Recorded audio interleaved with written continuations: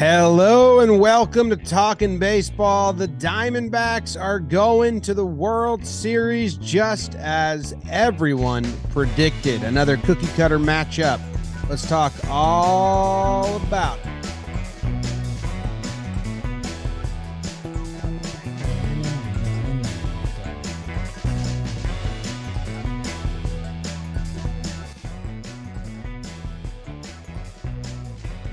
Hello and welcome to Talkin Baseball. Thank you very much for joining us today. If you're watching on YouTube, we're at 98,000 subscribers. We want to get to 100 before the World Series ends. So if you've been enjoying and watching and with us on this journey, hit subscribe. That helps a ton. This episode is brought to you by SeatGeek. Code JohnBoy Postseason gets you 10% off any tickets. Head on to the Southwest, Dallas, Arizona. We got a World Series going on. Phillies out, Diamondbacks in. Code JohnBoy Postseason going to get you 10% off if you use it at SeatGeek app or SeatGeek website for tickets to the baseball game or any sporting event or any event that you want to go to. Thank you to SeatGeek for sponsoring and giving that discount to you guys, not just as a one-time use, but whenever you want to use it, you can use it. 10% off. Code JohnBoy Postseason. Jake, your DBacks. Playing for rings in the desert. We never faltered. Unbelievable. We never faltered, did we? It's unreal. I mean, it's every part of it's unreal. You got Trevor Plouffe looking up their final 70 regular season games where they're under 500. You've got a division like we're not doing the whole sing song because we got one more series to win, but like Dodgers, Padres, remember what they were supposed to be this year? And then the Snakes leak into the playoffs, and maybe it's the Brewers' year, right? Oh, it's the Dodgers. There's Big Brother. And then down 2-0 to the Phillies, and then back to Philadelphia. It's unreal. I mean, again, I'm lucky enough that I'm an adopted Snake son, that I wasn't feeling all the emotions. Dalton Feely was in a bad place tonight. I had to be an adult. He tried to drink a C4 in the middle of the game, and I literally had to stop him. I was like, no, dude, like you're not in a good place. You can't have an energy drink right now. That was like my first adult moment of my life. What? Wow. And that it's means pretty crazy. He was hyped anyway. That means the Snakes are going to the World Series. I can't wait to yuck it up with you. Trev, you're guffawed right now. I'm all over the place mentally. Hand up. I wanted the Phillies to go to the World Series. I thought Phillies Rangers would be an incredible matchup. But it doesn't matter what I wanted, bro. Your Snakes are doing it. You made your first mature decision tonight. The Snakes are going to the World Series. The simulation has spoken. I can't believe it. I'm happy for so many people. I really am. Like, both these teams that are going to the World Series lost 100 games 2 years ago. Like, to be a fan base and have to deal with that, and then all of a sudden you're in the World Series is incredible. There's so many guys on that team that the Snakes I'm talking about, that you feel awesome for, dude. Really, really awesome for. And the Snakes have been really nice to us, mostly because of you, man. Like, I don't even know what to say right now. I'm actually shocked. I really, really am shocked that we're sitting here talking. The Diamondbacks just bested the Phillies in 7 games, winning 2 at the end in Philadelphia to go to the World Series. It's amazing. It's an amazing story, man. Well, our account Talking Baseball just retweeted that on March 29th, I predicted the Diamondbacks to lose in the World Series. So I was all over this one. There you go. They also just tweeted the TPP rankings by our audience, and our audience do not have either of these teams in the top half. That makes me feel better because we don't need to go back and start, getting old takes from me earlier in the season. We don't need that. Don't need that at all. Those are gone. Hey, as for the game, and I think you're going to disagree with me, and I'm not trying to like rain on any parade. It was a pretty benign Game 7. Like, there was no huge inning.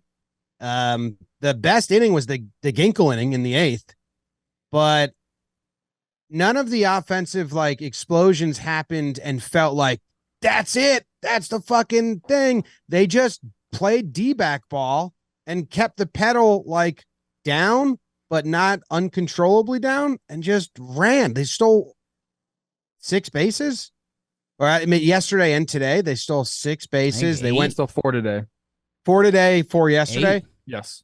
So, and they did it all early. Like they got 2 in the first and 1 2-run inning. When they punched back right after the Phillies took the lead, to punch back, that was kind of cool. It was also early. You were waiting for like some big moments at the end, and it was a combination of Ginkel looking crazy and the Phillies looking a little out of sorts. Like some of the Sal Frank at bats, he's nasty, but like their whole thing was not, expanding the zone on breaking pitches and stuff. And they you saw the DBacks play DBack ball, and you saw the Phillies go away from what makes them so good. And it just kind of happened. Like it was like, oh shit, that was an easy-ish close game for the DBacks. Let's talk about it. Oh, burn. Fuck. Sorry, You're Jake. all right. You're all right. It's a big night, baby. My bad. You're hot. I love it. I want more of it because it's Game 7 in Philadelphia. The 2 best words in hockey. Ranger Luis Suarez goal would give the Phils enough to send them back to the Fall Classic. Meanwhile, the Snakes were hoping to party like the St. Lunatics as Brandon was trying to get so far in here. Christian Skywalker gets sawed off, but scores a run in the first. It's 1-0 Snakes, but we're having a moment. Alec ties it up. Bottom 4. Screw Fountain here. It's Stoughton here. Bryson with the RBI double. It's 2-1 Phils. Would that be enough? So I march down to Carol in HR and I say, Carol, Corbin with the RBI single. More Gabby Moreno RBI hit. They take the 3-2 lead, make it 4 as Corbin sacrifices himself for the team again. And can we finally talk some Snakes bullpen like your parents' bedroom on their anniversary? It's getting ginky in there. The Snakes fought to Mantiply to Thompson to Sal Frank to Ginkel to Seawald. What fortitude by the Arizona Diamondbacks as they head to the World Series and they take down the Phillies in Game 7, 4-2. I mean, that is how you know it's a simulation because the Snakes went to the World 4-2. Series. Come on. 4-2. I can't right now. I feel like the CIA is going to bust down my door and like, you figured the simulation out. You're gone. I felt 4-2. dumb for not betting 4-2 final score after the game. That is I was like, I'm an idiot. Dude, that. I don't know, man. I agree, James. You got on a little tangent there about the chasing and the DBacks playing their ball, and you're right, man. Fott had him chasing. Sal Frank had him chasing. Ginkel had him chasing. Seawald had him chasing. They were expanding the zone, but they just weren't seeing the ball well. And this is a team. This is it. That's it. That's their MO. They crush baseballs. That's what they do. And as an offense, sometimes you go and sometimes you don't. The top of the lineup for them did not go.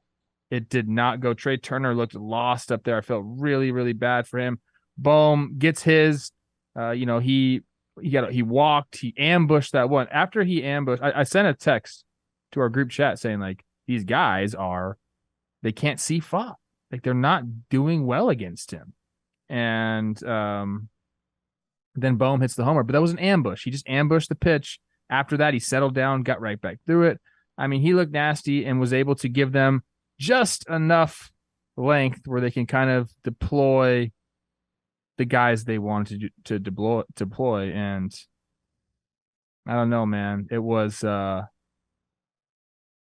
did. They got back to playing Snakes ball. Like Carroll actually stole bases. He took off. He got picked off when he took off, but he was safe. And then he stole again. And like that was it. They bunted. They had some sack flies. Like it did feel like Diamondbacks baseball. Technically 3 goes because the one was a hit and run, or it turned into a hit and run. He went first to third, like that. Like the cameras can't even. So technically, he turned and went, 3 times, and in the first 6 games, I think we had 0 of those. We did. Yeah. They had one by Corbin Carroll. They so had one, that was nice to see. One stolen base through 5 games in this series, and it was the Lourdes Gurriel stolen base that helped them win Game 3. The whole thing was bizarre for a little bit. Like, the camera angle where they show the pitcher and the runner started becoming obnoxious. It was like, what? No, those guys aren't coming. And then they came the last 2 games in Philadelphia. 2 games to win in Philadelphia. Unreal. And yeah, that's I guess Jim, I'm trying to think, because this game was short a moment. I agree with you on that, but we did get 3 lead changes early. I think there's a discussion around, should they have gone to Nola earlier? Like, if you're going to use him, should you have used him in the Monty role? I was next to Dalton this whole game, who was panting like a dog, so this felt like a Game 7 intensity with some flip-flops early. And then you get that one rally that's built on the Sal Frank walks, and that gets taken care of, where you have Bryce Harper up with a chance to take the lead. That I thought this was a good Game 7. I do think there was a moment short if we're trying to sell it to the future of baseball, but the reason why it fell a moment short was because of the Snakes bullpen. They've been incredible. Yeah, they've been awesome. I just needed a Philly like base runner in the 8th or the 9th. None or against, like I would have got to the edge Not of my against seat. Ginkel and Seawald. But they were just nasty. They were nasty. It was kind of crazy. The one thing they said that Ranger Suarez, their plan, Topper leaked it to the media by accident, said we're going to take him out. One time through. With Carroll's second at bat. Is that what they said? Mm-hmm. And then they didn't do that. Did Carroll see him 3 times? Yeah, he threw 4 2/3. So they kept him. Yeah. And like the third Corbin Carroll at bat is having a nice game. He's beating you in many ways. You have the lead. There's a runner on second. Corbin Carroll's up, and there's 2 outs. Why are you not making a pitching change? That supposedly you leaked to the media that's when you were going to make the change the first time, the second at bat that Corbin Carroll. Well, okay, now he's coming up for a third time, which everybody fucking fears, and the tying runs on second base, and there's 1 out to go. So why don't you just bring in your dude to go get the lefty and do like baseball? It's not even that new age. So I was a little surprised, and then they score the tying run, and then they make the pitching change. And then Carroll scores the go-ahead run. So I don't know what Phillies fans are saying right now, but I would wonder if that decision is being talked about, just because kind of a perfect storm. I don't think anyone's going to fight you if you take him out there. I think that would have been a nice lane to bring Wheeler in. I mean, Wheeler's dominant, and so you have him face Carroll, then he gets the 2 righties back to back. I didn't know if maybe he thought Wheeler is late game for me, like almost like a Kimbrel replacement, if you will.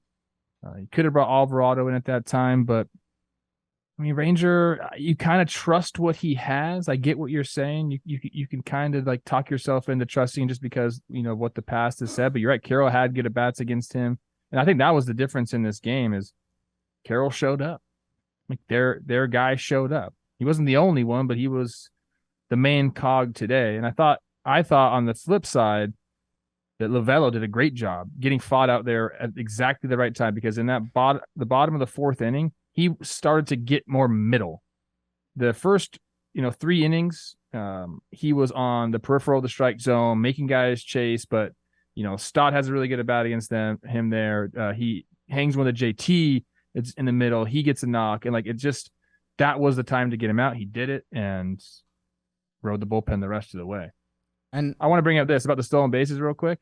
Like literally the only stat that the Diamondbacks were good in over the year that was above average was stolen bases. They're second in all of baseball in stolen bases. Everything else they're 14th or below in every stat on Fangraphs roster resource page, except for stolen bases. And then I don't know what happened the rest of this series, Jake.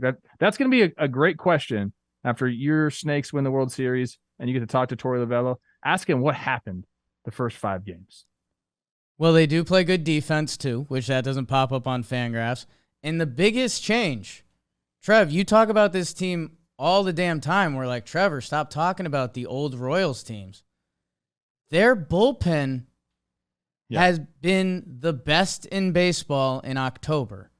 Ginkel and Sewald are the best 1-2 finishers at the end. Ryan Thompson has been an absolute multi-inning freak show. Sal Frank is along for the ride. He's the guy getting the group project grade and like, hey, A+, right? Because you know what? I know he's walked half the batters he faced, but he also didn't give up homers to him. So he's been the lefty that's there for the party. Their bullpen has been incredible. And Torrey does get a lot of credit for that because he's pushing the buttons at the right time. That Fott situation you brought up, we could have second-guessed that. I mean, they end up loading the bases. Do you pitch to Marsh with a different pitcher? He trusts the rookie in that spot to go at Rojas. And I think one of the conversations in Philadelphia has to be depth because Rojas is at bats becoming, I mean, almost comical, like treating him like, I think he hit in the 300s during the regular season, and it just shows how quickly the postseason can change on you. The fact that his at-bats became non-competitive, you had Perdomo in the 9-hole on the other side getting multiple hits, and then what'll end up being, you know, kind of throwaway line on Philly's Twitter is this lineup that we've talked about, you know, 8 guys who are massively dangerous. There's Jake Cave with the season on the line against Paul Sewald. Somehow, some way in playoff series, you see all 26 guys. And their depth at the end of this was not as deep as the Diamondbacks. Yeah, I mean, Singleton got 2 at-bats in huge moments for the Astros. So, like, the bench gets used. On Torrey, on Lovello, he almost it was a good decision to let Fott stay in, Trev, like you're saying.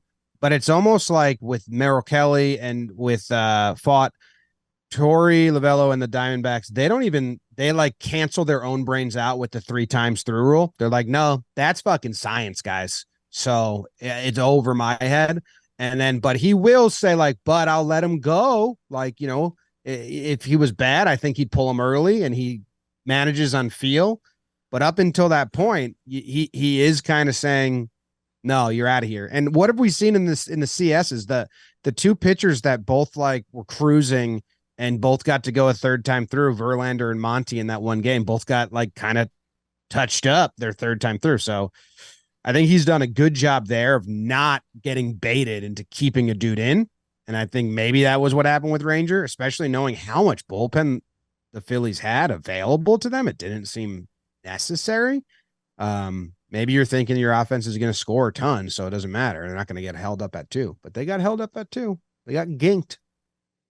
I think it's important to talk about. We'll get to Ginkel here, but Bryce Harper did come up with chances in this game, and he took a couple good swings at the ball, a couple flyouts there. But him and Trey Turner, I love these guys. I think everyone that watches them play loves watching them play. If that makes any sense. But they did get the job done today. They come up in the 5th inning. You know, Schwarber leads off with a double. Okay, it's time to answer the D-backs. Let's tie this game. Let's get the lead back.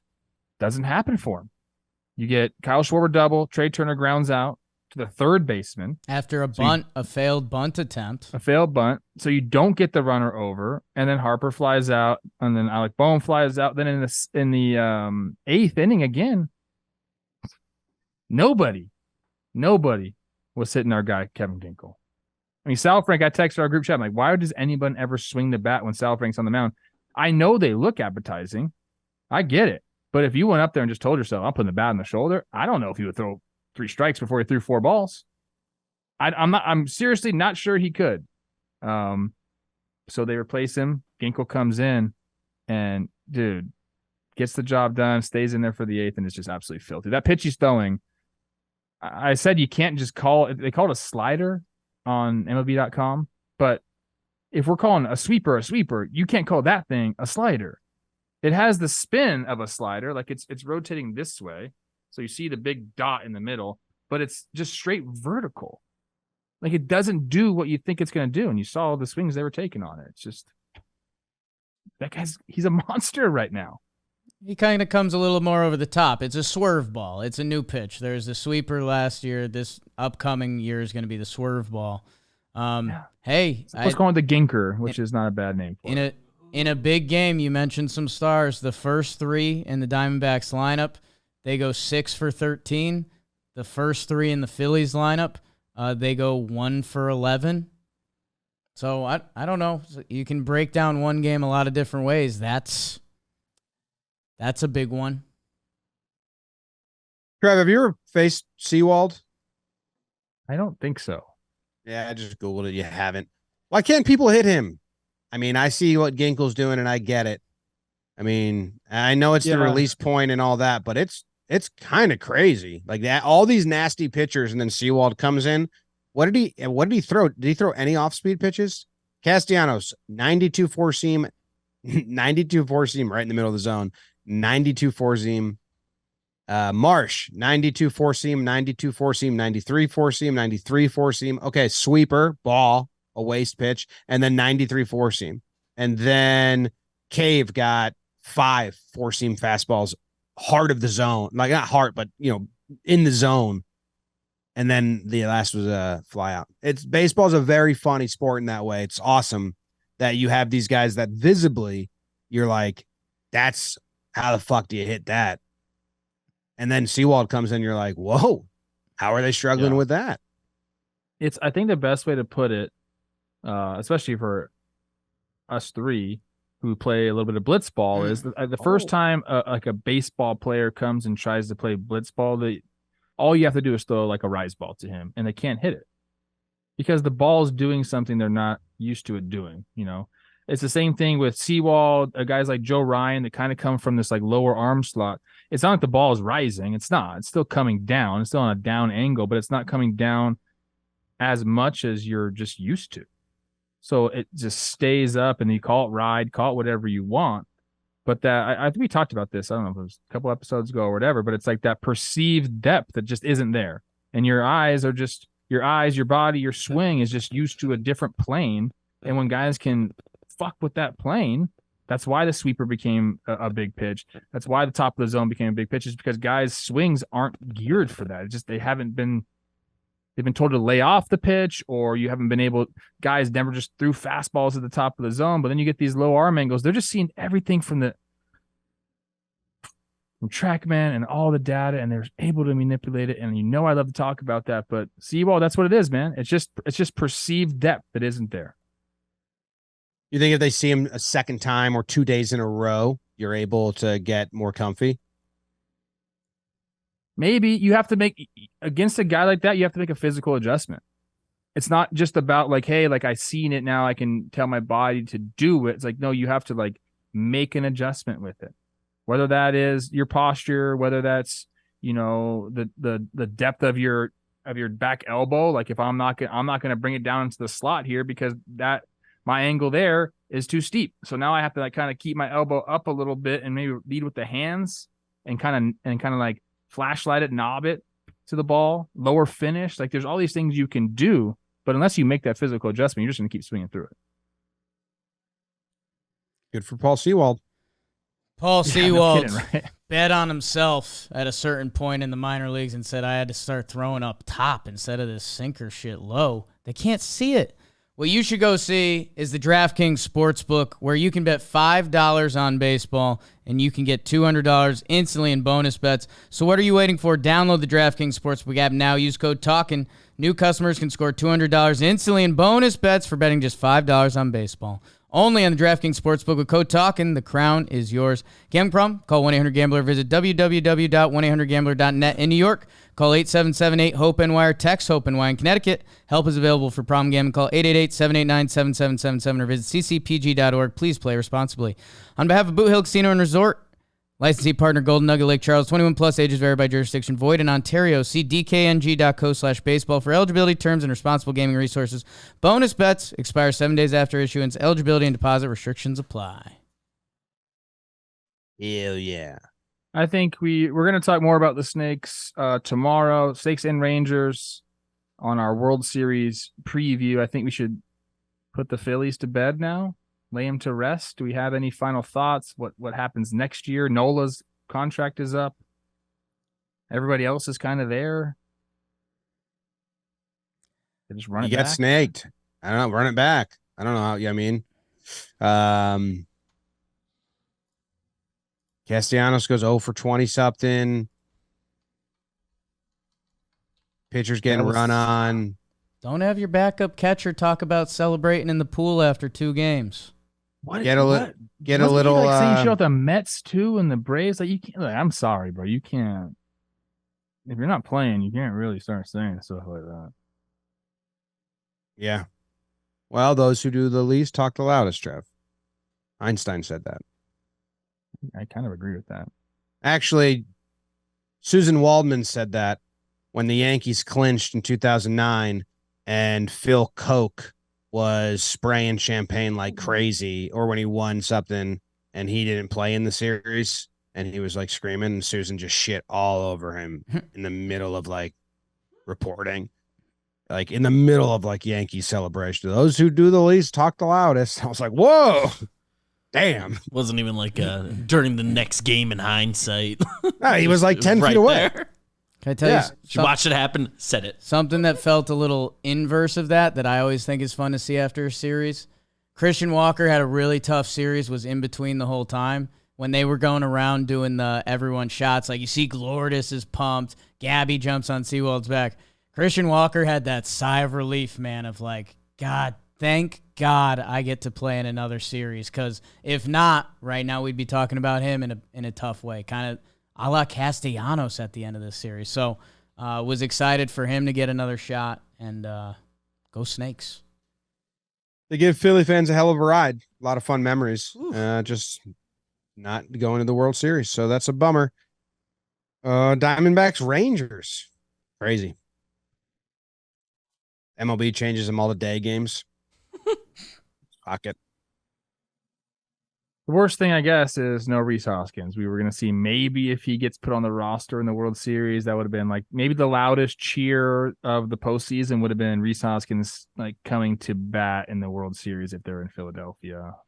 We're missing out on that. So it's Friday, Saturday, Monday, Tuesday, Wednesday, Friday, Saturday. Think so. Dodging the NFL Thursday and Sunday. Nice job. Don't need it. They know their place. Yeah. Oh my gosh. Did you see the for my ratings fans at home, Game 7 of the ALCS was the lowest watched Game 7 ever, besides a 2020 Game 7. It was during the day, wasn't it? No, it's nighttime. Or was And it yesterday? I don't even think it was. Did it? It might have competed with football. Yeah, Monday Night Football. Yeah, competed with Monday Night Football. Yeah, but that's kind of right. wild. I was like, damn, this World Series is for us, for people that like watching good baseball. Yeah, We'll hook in some casuals next time. Mhm. It's like the lowest 2-rated CSs for TV ratings in a long time. The Astros, Yankees, 4 games. Bro. I like the ratings. Whatever. Who cares? They don't have big fan bases. Hopefully they make it to the playoffs next year and they're up. To their credit, Rangers fan base is up 99% for like RSN ratings. So like the Rangers fans grew. They are a big market. Investments in 2 big cities. The Yeah. future of baseball as well. Us 4 and Cole Tucker will be in Arizona watching these games. Get out there. No, Might be. maybe. We'll be getting Arizona weather here. Maybe that helps out. Mm. Cool. All right, we'll be back tomorrow. We're recording our World Series preview. Episode will hit the tube early evening.